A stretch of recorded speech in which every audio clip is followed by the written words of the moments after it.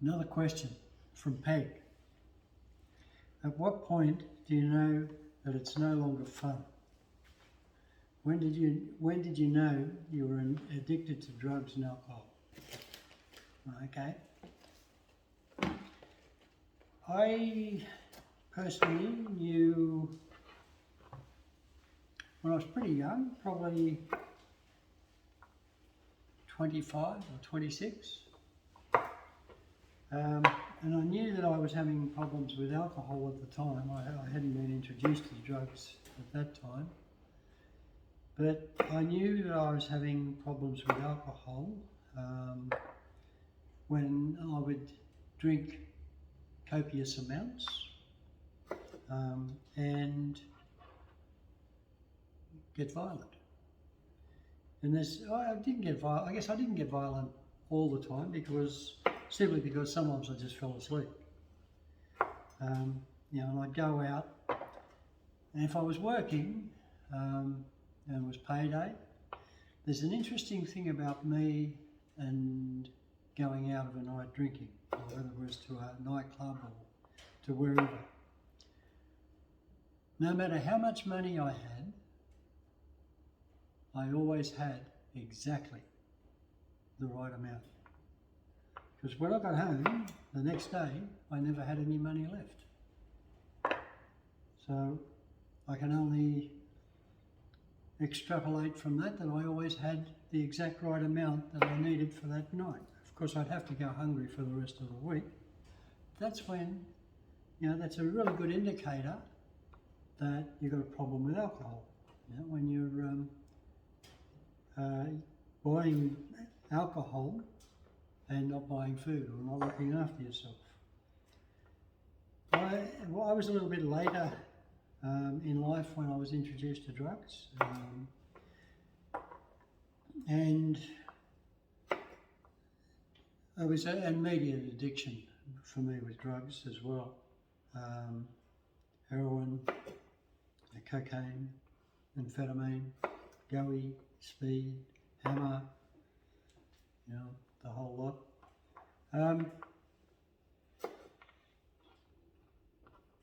If it was good, if it made me feel good, I loved it. If it killed that internal pain, it was even better. That's what it was about for me, killing the pain.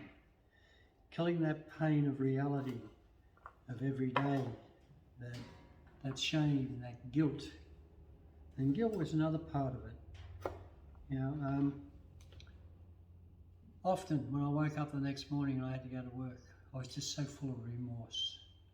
Just absolutely so full of remorse. And, when I was like that, I was down, I was defeated, and I'd swear I'd never do that again. And then I'd head off to work, thinking how sick I was. Usually seasonal work, picking fruit, cleaning, whatever. And those first couple of hours were so hard. And then get to about lunchtime, you're just starting to feel a little bit better, that hangover's starting to move away a little bit.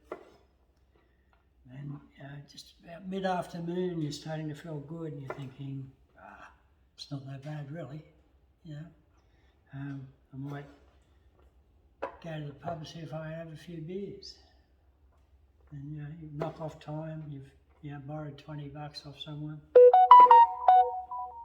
and you go to the pub and have a few beers, you're feeling great, you're on top of the world again. All the pain's gone, you're numb, you've got the partying going in your head. And it's the same thing over again. It's the same thing over again. And there's a message in there. And that message is, when you're hurting and what you're doing is causing the pain, but you keep doing it, that's kind of crazy, isn't it? So that's the definition of insanity. doing the same thing over and over again, expecting a different result.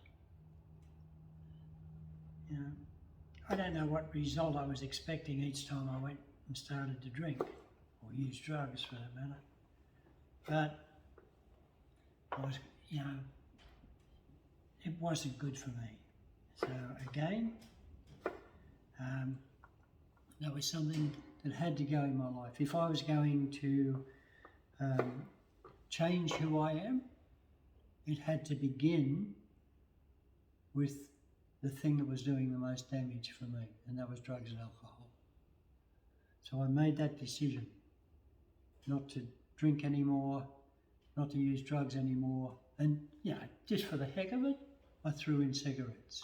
So I stopped smoking as well, all at the same time, cold turkey. Wow, that was a real good trip, that was. Yeah, that was actually better than the drugs and alcohol. Trying to just get through it all. But what I realised was how immature I was. How the constant alcohol and drug abuse had retarded my emotions and stopped my character from developing.